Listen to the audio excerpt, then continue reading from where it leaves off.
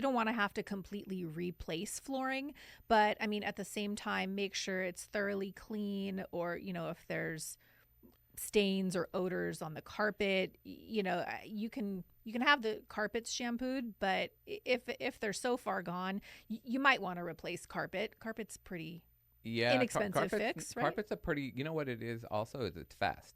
Like tile floors can take a week to 2 weeks to replace because they have to jackhammer that stuff out, re-level the surface, and it's more expensive. So carpet is a quick and easy fix.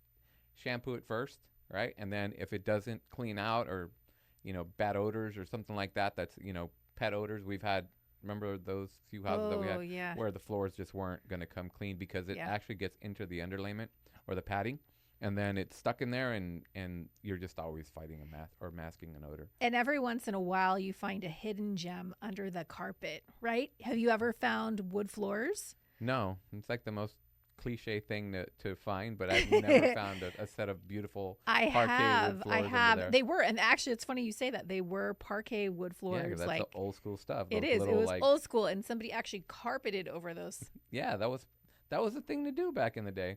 Clearly, right? I think what happened is the wood floors wear down. The varnishing and lacquering and all thing became a dated concept at some point, and then they just threw carpet over it. Boom, quick fix. And now the quick fix is to rip it back out and refinish the floors. Yeah, So, because most people these days don't want carpet. They want hard floor surfaces. right. And I mean, even a worn out wood floor, that's real wood. You can sand that down and restain it. You It's not could, like the laminate, that we have today.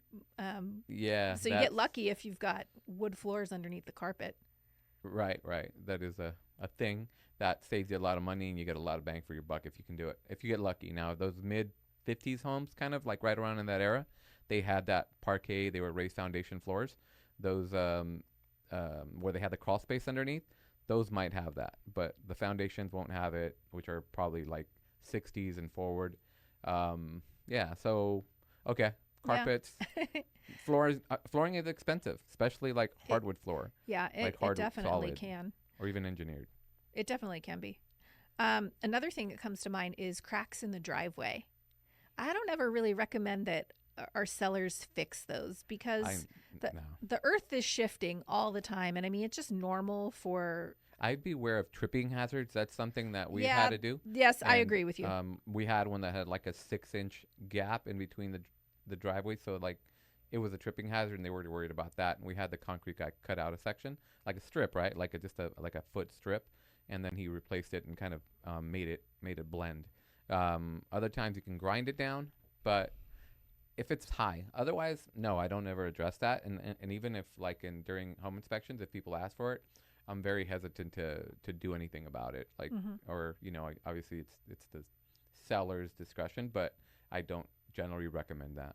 Yeah, and of course, I mean, our sellers can always fix anything that they want before they put it on the market. I'm not really going to argue there, because it's obviously easier to sell a beautiful home that's well maintained.